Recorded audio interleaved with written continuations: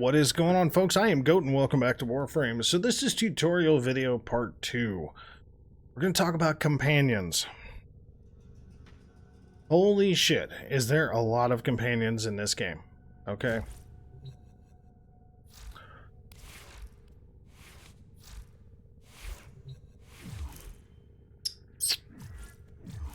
That's what I was trying to do. So as far as companions go, if you go to equipment and go to robotics, you have hounds, carrier prime, death cube prime, the Dirija, the Jin, the Dormahound, the Heckhound, the other one is the Barahound, sorry, the carrier, the Helios prime, the Allura Moa, the Nautilus, the Nikis Moa, the Allura Moa, Oxalis, Paramoa, Prisma Shade, the Taxon, the Worm, and the Worm Prime. As you can see, I've already mastered all these, but that's just robotic sentinels, okay? But these are all companions. Now, actual animal companions, you have the Adarza Kavat, the Chesa Kubrow, Crescent Vulpaphyla, the Helmet Charger, the Hurus Kubrow, Medjay Predicite, Panzer Vulpaphyla, Farah Predicite, Raska Kubrow, Sahasa Kubrow, Sly Vulpaphyla, Smita Kavat, Sunika Kubrow, Vaska Kavat, and the Vizier Predicite. Okay, these are just all the companions, okay? So there's 15 animals, and then, what, 1, 2...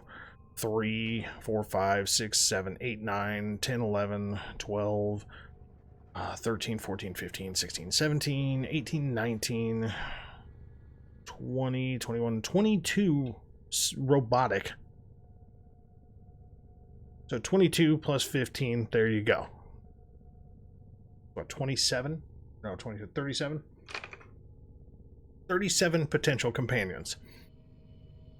So let's first of all cover what they are. Okay, Kubrows, Predicites, and Hounds. Albeit Kubrows, Predicites, and Hounds are cool in their own right because they have specific functions, right? At the same time, they're a little broken. Like, they kind of have a signed affidavit to go meet Jesus Christ himself at any given moment. Because most of the Kubrows just tend to go attack things. And the problem with that is that they die a lot. So lower level content not as bad, especially once you start polarizing and fucking with them, but the higher level content you go up against, the more they frequently fucking die. It's actually a really big fucking problem because it becomes a major annoyance. So even though the hounds, because the hounds come from the Sisters of Parvos, the Kubrows are done through Kubrow eggs, dogs that lay eggs, makes sense of that one. The Kubrows come from eggs, the Kavats come from genetic code scans, the Helmet Charger comes from a Kubrow egg and the cyst on the neck that you can get with your Warframe from doing infested missions. And then Predicites are farmed animals that you make with antigens and mutagens on Deimos. Okay. Yeah. Oh my god. There's a lot of critters. And a lot of companions. I'm going to tell you right now, hands down, the best ones that you can possibly have. Carrier or Carrier Prime, either one is good. Death Cube or Death Cube Prime, circumstantially very good. The Dirija, in my opinion, is kind of crap just for my playstyle. As you see, I barely used it before I got rid of it. The Jin is actually pretty good. Surprisingly, the Jin is actually pretty good. Helios and Helios Prime are the probably best all-function ones, or all-purpose, I should say, because not only are they there to help heal you, help build your shields, help do a lot of different things, but they also run your codex scanner or your synthesis scanner. I think it's just your codex scanner, and they scan targets while you're doing missions. Very, very fucking handy. Excuse me. The Shade mod the Shade Companion or Prisma Shade can be handy, but not amazingly. The Taxon early on is great, but it's kind of crap after that. The Worm Prime is actually pretty decent as far as robotics. And then, in my personal opinion, any of the Vulpaphylas are very good, but the Panzer is the best of them, because the Panzer literally just does a shit ton of damage to enemies. and they never die. Like, they die, but they only stay dead for like 30 seconds and then they come back to life. Now, the Sunika Kubrow is very good as well, and the reason being is because the Sunika Kubrow works off of what you're doing with your Warframe and gives you potential extra loot drops with Charm, and also gives you a chance at higher crit damage. And then the Sunika Kubrow can be pretty good because it does sacrifice its life to save yours in the chance of a lethal hit. But Kubrows, Chargers, I hate to say this, but Kubrows, Chargers, Predicites, Hounds, the Allura Moa, excuse me,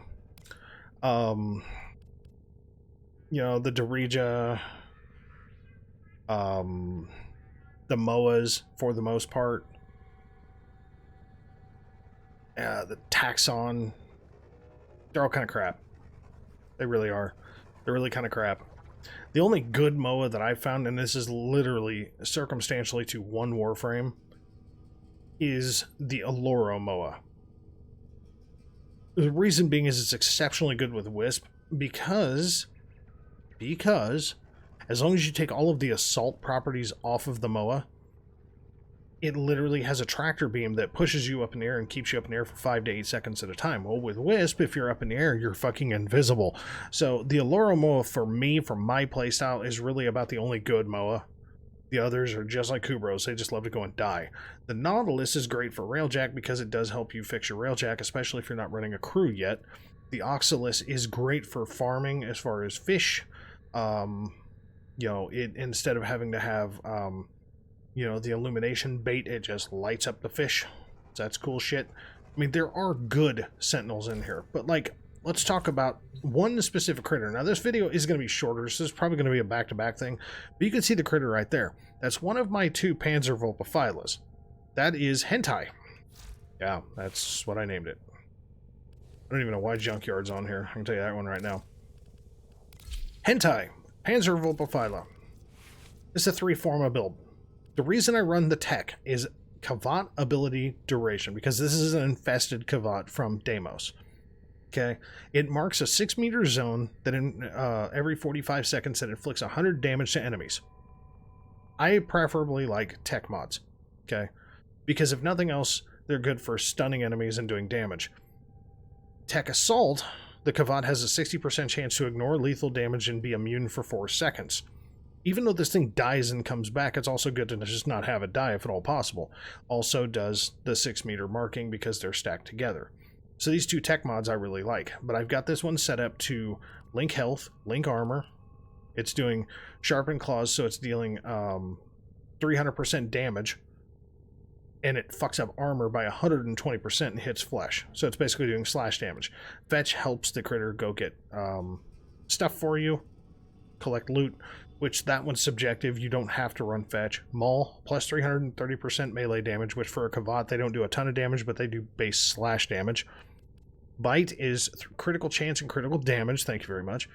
Panzer Devolution devolves into a larva form upon its death. I'm sorry, I'm trying to get my damn thing out of the way. And spits quills at enemies, dealing 60 viral damage each. Respawns to its true form after 30 seconds. So this thing literally dies, floats above your head like some weird worm, and then 30 seconds later just goes and it's a fucking Kubrow again. And then viral quills, this thing launches fucking viral quills, dealing 60 viral damage with a 40% status chance to enemies within 20 meters. If the target is affected by viral spore, if the target is affected by a viral status, a spore is then added for 4 seconds. So this is like having a Kubrow version of Saren running around with you. Yeah, worth 3-forma, I can promise you that. And especially, like, I run Hentai, or I run my other one called Carpet Muncher. Yes, that's, I swear to God. So, Hentai is my all-purpose. Hentai is the one that I take against the Corpus, and the Infested, and the Corrupted. Carpet Muncher is specifically built for Grineer. And it's because of the antigen-mutagen combos that I did. very close to the same thing minus the tech mods. Okay, because I specifically wanted this thing to have exceptionally high crit chance. So applying slash to an enemy, a slash status to an enemy, causes the companion to attack them for 6 seconds. Well, when you have that and sharpened claws on there, this thing flat out tears shit up. Okay, plus critical chance with Hunter Synergy, fetch again, maul again. Probably should have put Do Not Disturb on. Bite again, Link Armor, Link Health, Viral Quills. So a little change up by running a couple of Hunter mods, because stacking these two together gives a additional slash damage. 75% companion damage on enemies affected by slash.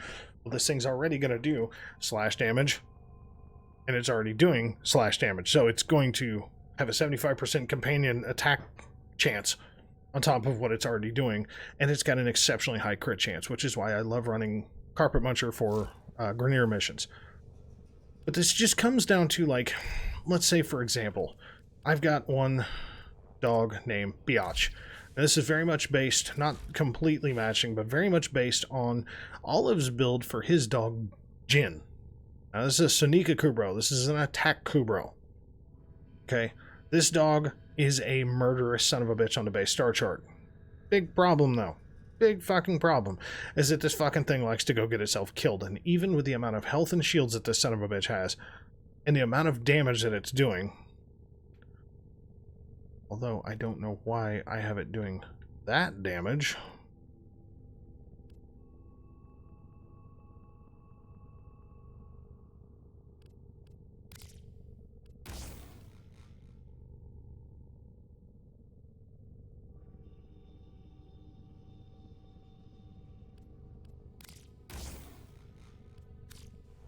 Let's just fix that. I have no idea why in the hell I had it doing. Oh, whatever. I'll fix it in a minute. Stupid thing. I wanted it doing viral and slash, because the slash with the dog is higher than the viral damage, which means the viral to cut through armor, and then the slash to cut through the armor, then the viral to hit the health. So this is a very, very mean ass build, and this is a 5-forma build. Okay, absolutely ridiculous fucking build, especially if you put this thing on something like, you know, Lavos. If you put it with Inaros, you won't need Link shields, obviously. You can put something else there in its place, like Calculated Redirection, to give it its own shields. It's like, you know, you can do that instead. It won't have near as much shields, but any shields is better than none. Because Inaros and Nidus both don't have shields, but this is a really, really, really good setup to run with Inaros or Nidus. But the problem is, and like, I can just show you, like, let me swap this over. That was a little buggy. Carpet Muncher, where are you at? Okay, so let's go to Inaros. You want to see something absolutely fucking ridiculous? Let's go to Inaros. Yes, the Allura is named Floaty. Biatch. No. No. Now look at the health on this fucking dog. And again, because there's no shields, it's just going to show the base shield status, so then you just swap over to that, and you go from 280 shields to 528. This fucker has 1,034 armor and 15,185 health, but I mean to tell you, this dog will still go and die. It's a mean fucking build, without question. But Kubrows just have a bad habit of going off and dying. And it becomes a massive annoyance.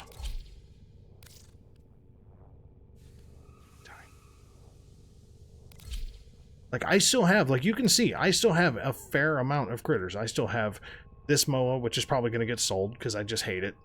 I've got all the Kubrows. I think I still have all the Kavats. I've got all the Predicites, all the Vulpaphylas, and a few of the robotic companions. I've got Carrier Prime, Death Cube Prime, Helios Prime, and Oxalis, Prisma Shade, Nautilus, Worm Prime. So no big deal.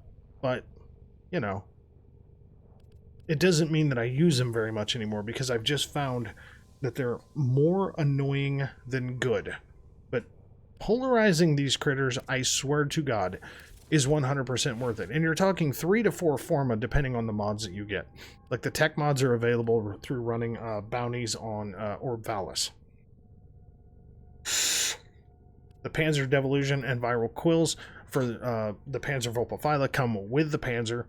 So you have to go farm Bite, you have to go farm Maul, which if I remember right are both Earth drops. Link Health, Link Armor are all Earth drops, and then Sharpened Claws I want to say are Lua, and then Fetch is just a random drop through missions.